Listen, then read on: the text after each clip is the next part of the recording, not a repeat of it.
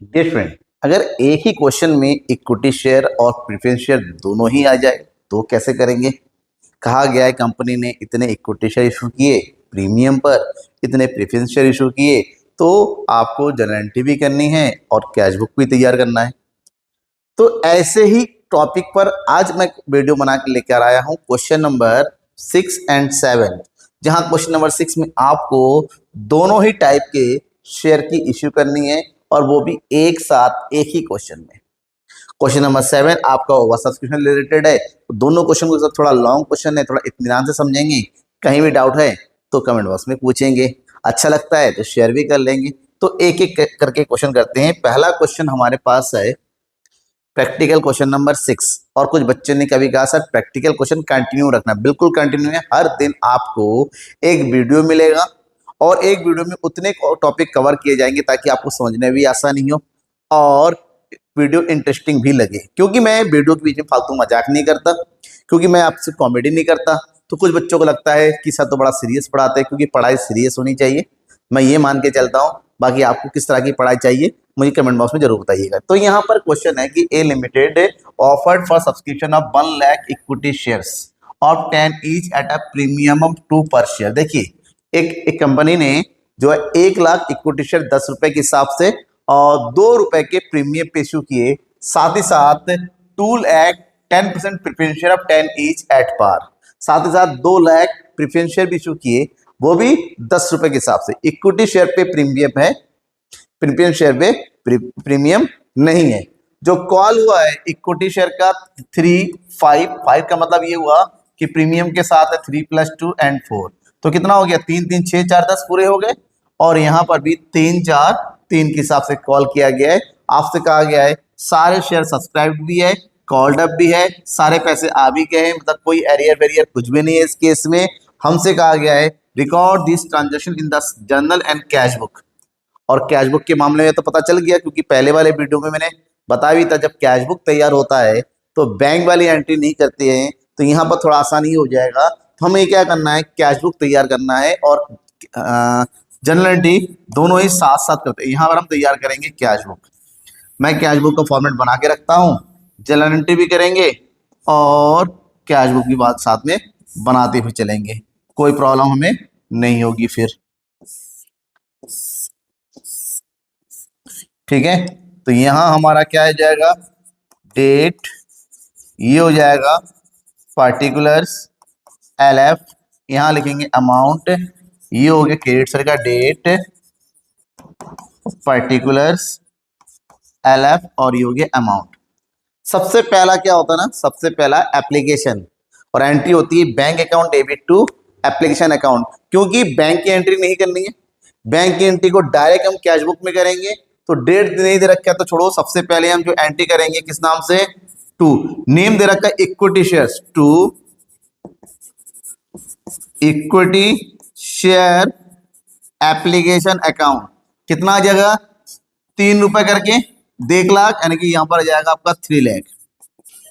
ठीक है, जब एप्लीकेशन आएगा तो दोनों ही शेयर का ऐसा एक साथ आएगा, तो साथ साथ दूसरा भी एंट्री कर दो।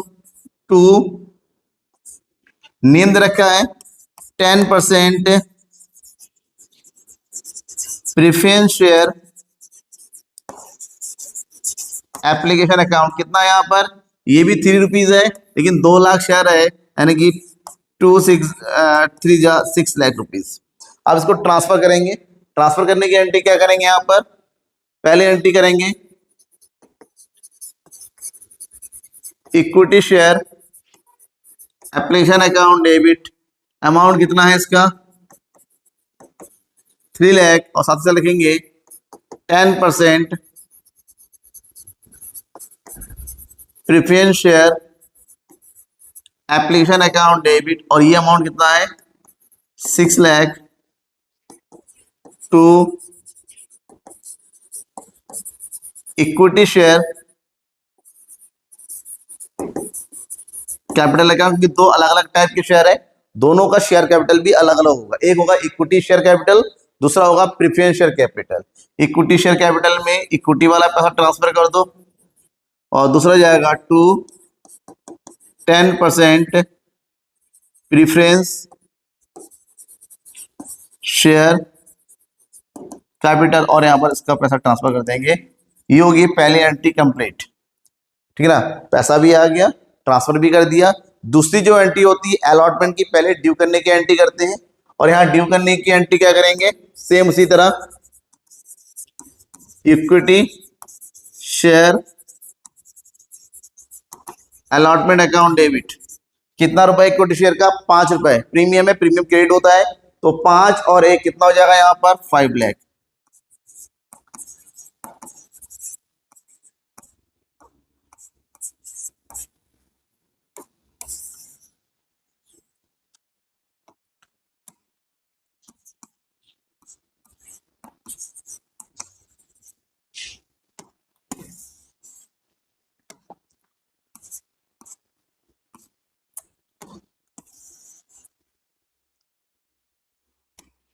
ये हो गया 5 लाख, ठीक है। अब इसी के साथ प्रेफरेंस शेयर भी है, जिसकी भी एंट्री कर देंगे। 10% preference share capital account debit, कितना हो जाएगा यहाँ पर, प्रेफरेंस शेयर का है 4 रुपए, 4 टू द 8, तो इसका हो जाएगा 8 lakh rupees. To same transfer करेंगे शेयर कैपिटल में, तो पहले जाएगा equity share capital. Equity share capital में कितना जाएगा, 2 रुपए का प्रीमियम है, यानी कि 3 रुपए जाएगा शेयर कैपिटल में, 3 लाख, और जो 2 रुपए है वो जाएगा सिक्योरिटी प्रीमियम में, टू सिक्योरिटीज प्रीमियम अकाउंट, कितना 2 रुपए, यानी कि 2 लाख रुपए। और जो बचा हुआ है वो किसका है, टू 10% प्रेफरेंस शेयर कैपिटल, ठीक है। ये कितना हो जाएगा इसका 8 लाख। अब ड्यू करने के बाद पैसा आता है, और पैसे की एंट्री यहां करेंगे, टू इक्विटी शेयर अलॉटमेंट, पूरा आ जाएगा प्रीमियम के साथ, कितना 5 लाख, और फिर हो जाएगा to 10% preference share allotment account, इसका कितना है 8 लाख रुपए, ठीक है, डन। इसके बाद आते हैं नेक्स्ट कॉल में, और नेक्स्ट कॉल किसका है, फर्स्ट कॉल का, 4 रुपए, तो उसको भी पहले ड्यू करने की एंट्री करते हैं। तो ड्यू करने की एंट्री करो, ये हो जाएगा equity share first call account debit, कितना रुपए है 4, 4 बन जा 4, यानी कि 4 लाख रुपीज। उसी तरह से प्रेफरेंस शेयर का भी हो जाएगा 10% preference share first call account debit, कितना है बेटा 3 रुपीज, 3 टू जा 6, ये हो जाएगा 6 lakh rupees. To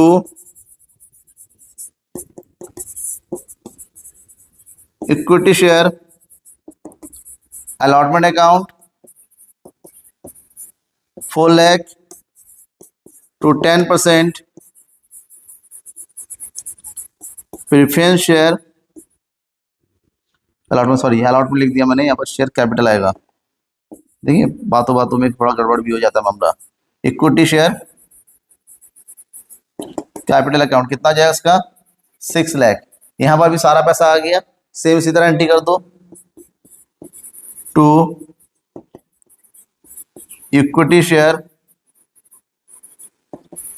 first call, कितना है बेटा 4 लाख रुपए, और सेम टू सेम एंट्री कर दो, 10% प्रेफरेंस शेयर फर्स्ट कॉल कितना हो जाएगा 6 लाख रुपीज, डन हो गया।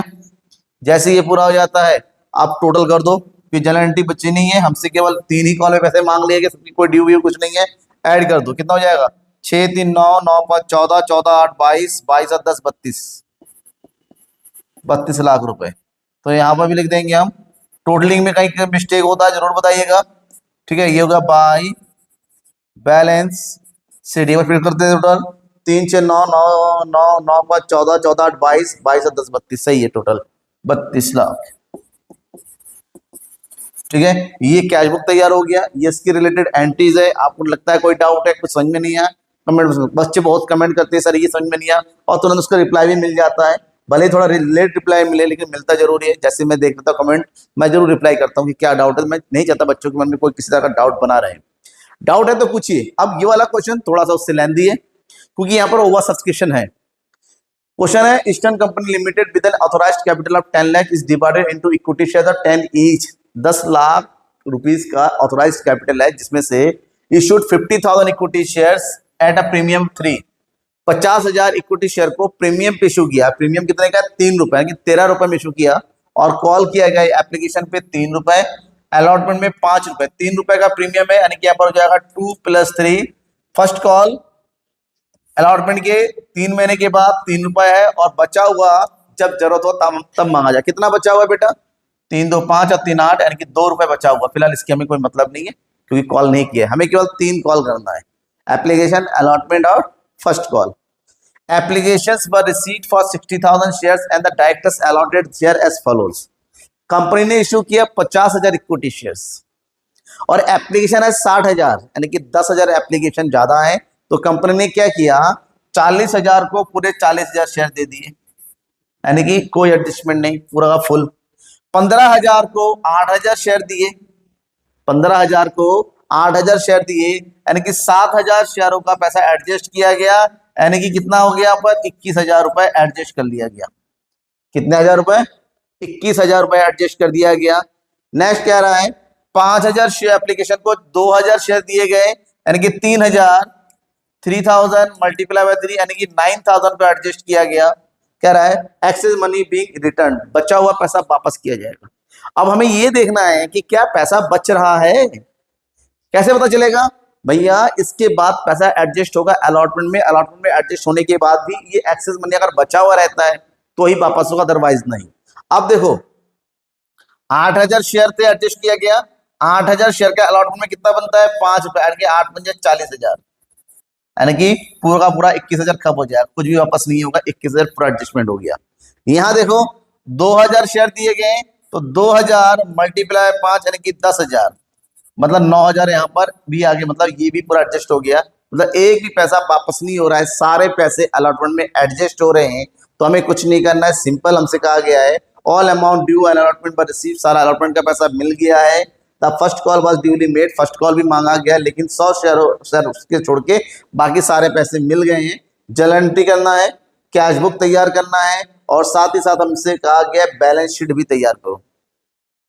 कैश बुक भी तैयार करना है, तो चलेंगे कैश बुक तैयार करेंगे, जर्नल एंट्री भी तैयार करेंगे, बैलेंस शीट भी तैयार करेंगे। लेकिन उससे पहले कैलकुलेशन कर लेते हैं वर्किंग नोट, और वर्किंग नोट जरूर है यहाँ पर क्योंकि हमें पता होना चाहिए कि किस कॉल में कितना पैसा है। एप्लीकेशन का कितना रुपीज है बेटा? एप्लीकेशन का रुपीज है 3, और हमें ये देखना है कितना पैसा आया, कितना एडजस्ट किया गया। तो हम कैसे करेंगे? ऐसे इशूड किया गया 50,000 शेयर, यानी कि एप्लीकेशन में कितना पैसा आना चाहिए? 1.5 लाख रुपए, लेकिन लोगों ने जो एप्लीकेशन में 60,000, यानी कि एप्लीकेशन मनी के साथ 1,80,000 रुपए। तो कंपनी के पास एक्सेस कितना हो गया? एक्सेस अमाउंट है 30,000। जैसे कि मैंने अभी बताया सारा का सारा अलॉटमेंट में एडजस्ट हो गया, कुछ भी वापस नहीं हो रहा है। तो इस 30,000 को ट्रांसफर कर दो अलॉटमेंट में। कहाँ ट्रांसफर कर देंगे? अलॉटमेंट में, क्योंकि कैश बुक बनाने के लिए कहा गया है। तो हम जर्नल एंट्री में केवल ड्यू वाली एंट्री करेंगे और बाकी एंट्री कहाँ होगी? कैश बुक में। तो चलो कैश बुक भी बना लेते हैं यहाँ पर, उसके लास्ट में बनाएंगे बैलेंस शीट। पहले तैयार करते हैं यहाँ पर cash book.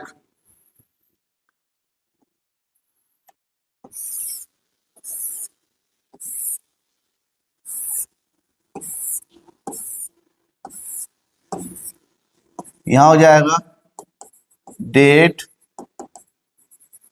Particular, LF amount, date, particulars, LF amount, ठीक है। और यहां करेंगे हम जर्नल एंट्री। जैसा कि मैंने कहा एप्लीकेशन में सबसे पहले पैसा आता है, यहां पर भी पैसा आया है, जो पैसा आया उसकी एंट्री कर दो। To equity share application account, कितना पैसा आ गया यहाँ पर? 1,80,000। कुछ रिटर्न हुआ? कुछ भी रिटर्न नहीं हुआ। तो तुरंत इसके बाद हम जर्नल एंट्री करेंगे इसको ट्रांसफर करने की। क्या एंट्री करेंगे? Equity share application account debit कितना है, 1,80,000 to equity share capital account. यहां पर कितना जाएगा बेटा, 1,50,000 जो फेस वैल्यू है। ठीक है, जो 30,000 रुपए एक्सचेंज हो रहे हैं वो एडजस्ट कर दिया जाएगा टू कहां पर, equity share allotment account. 30,000 allotment में हमारा एडजस्ट हो गया। ठीक है, हो गया पूरा। अब अलॉटमेंट की तरफ आते हैं। तो दूसरी जो एडजस्ट करेंगे अलॉटमेंट में, और अलॉटमेंट में है 2 रुपए और 3 रुपए। 3 रुपए प्रीमियम का, 2 रुपए है शेयर कैपिटल का। तो नंबर ऑफ शेयर 50,000, तो यहां आ जाना चाहिए हमारा 1,00,000, और यहां पर भी 50,000, तो यहां आना चाहिए 1,50,000। टोटल मिला के रिसीव होना चाहिए 2,50,000। और इसमें एडवांस भी कितना आ चुका है, 30,000। यहाँ पर भी कोई अरियर वरियर नहीं है, तो हम रिसीव करेंगे 2,20,000। पहले ड्यू कर लो फिर रिसीव कर लेंगे। ठीक है, तो पहले ड्यू की एंट्री करते हैं।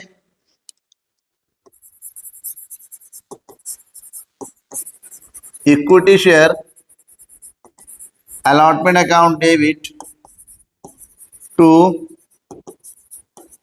Equity share capital. कैपिटल कितना रुपए था, 2 रुपए, तो 50,000 दो यानी कितना हो गया यहाँ पर, 1,00,000 रुपए। और बाकी सिक्योरिटीज प्रीमियम, ये हो गया 1,50,000, और यहाँ पर हो गया हमारा कितना, 2,50,000 रुपए। ड्यू हो गया। ड्यू के बाद पैसा रिसीव करेंगे, तो यहां रिसीव करने की एंट्री करेंगे टू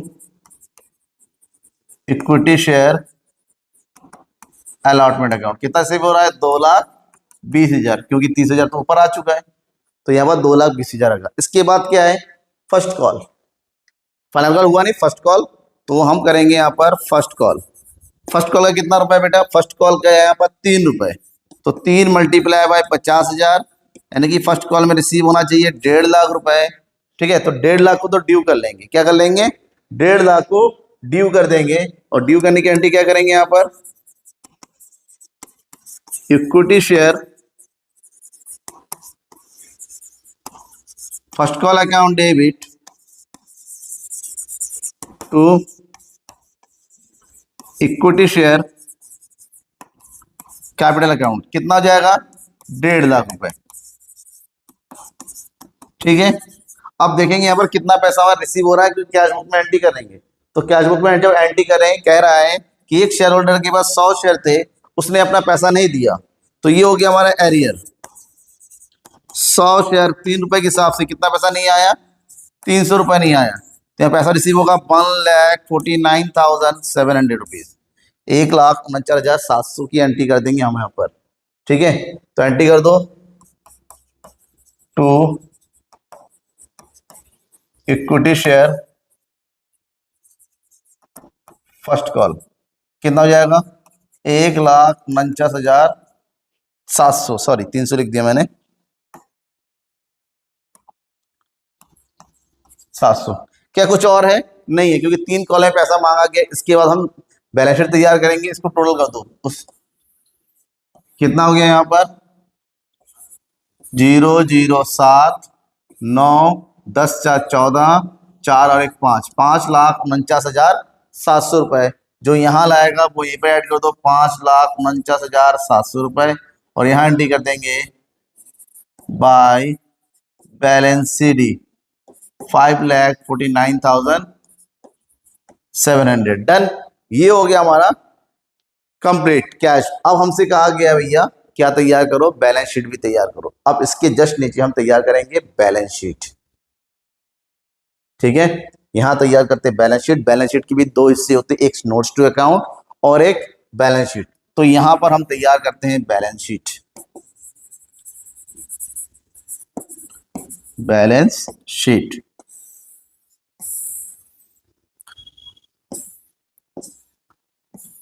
ये हो गया अमाउंट कॉलम, यहां लिखेंगे नोट नंबर, और ये हो जाएगा हमारा पर्टिकुलर्स। ये हो गया पर्टिकुलर। सबसे पहले जो हेडिंग होती है उसको लिखते हैं इक्विटी एंड लाइबिलिटीज, ठीक है, फॉर्मेट याद रखना। और इक्विटी लाइबिलिटीज, क्योंकि जो शेयर कैपिटल होता है इक्विटी का हिस्सा होता है, तो इसमें फर्स्ट हेडिंग नंबर 1 करके लिखेंगे क्या चीज, share holder fund, share holders fund. और शेयर होल्डर फंड में ना बेटा दो चीजें आती हैं, एक होता है हमारा शेयर कैपिटल, और ये वही शेयर कैपिटल है जिसका हम कैलकुलेशन कर रहे हैं, और दूसरा होता है रिजर्व एंड सरप्लस। मैंने आपको इलेक्शन समझाता था रिजर्व सरप्लस में क्या क्या था, वो बताया था reserve and surplus. Reserve and surplus में जितने भी रिजर्व है, प्रॉफिट है, लॉस है, उन सब की एंट्री यहाँ पर करते हैं। बस यहाँ पर कितना अमाउंट आएगा वो कैलकुलेट करना पड़ेगा। यहाँ कितना अमाउंट है वो तो सिक्योरिटी प्रीमियम में भी कैलकुलेट कर ही रखा है, कितना है हमने अलॉटमेंट में कर रखा है सिक्योरिटी प्रीमियम,